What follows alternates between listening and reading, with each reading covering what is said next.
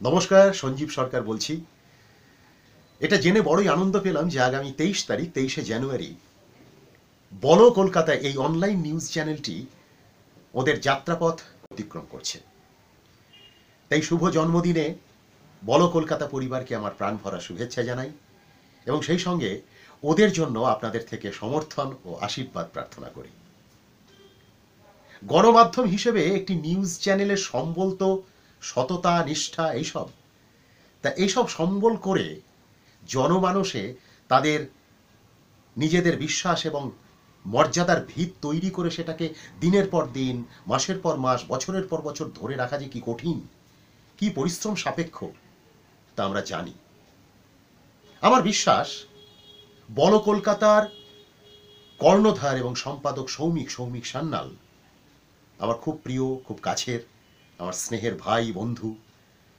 সৌমিক নিশ্চয়ই সকলকে নিয়ে, অর্থাৎ বলো কলকাতা পরিবারের সকল সদস্যকে নিয়ে ওদের নিজেদের যোগ্যতায়, নিজেদের গুণে তাদের যাত্রাপথ সুদৃঢ় করতে পারবে, সুদূর প্রসারী করে তুলতে পারবে, এ আমার বিশ্বাস।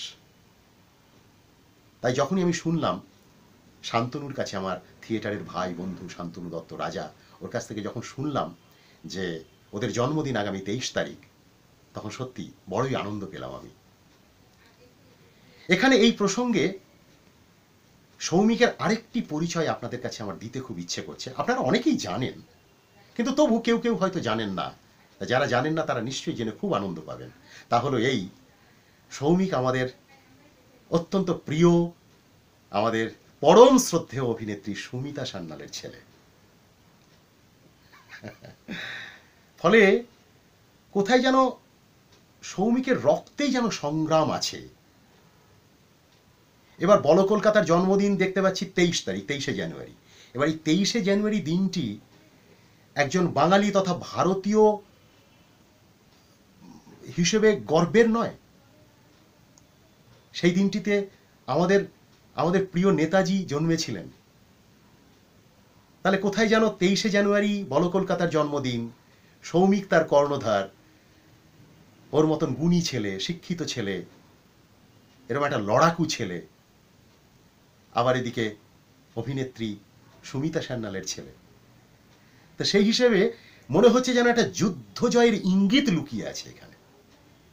আর একটি নিউজ চ্যানেলকে তার অস্তিত্ব বজায় রাখা মানে তো যুদ্ধে অবতীর্ণ হওয়ারই মতো, তাই না?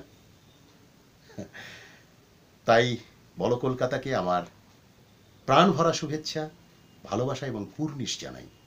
এগিয়ে চলুক বলো কলকাতা।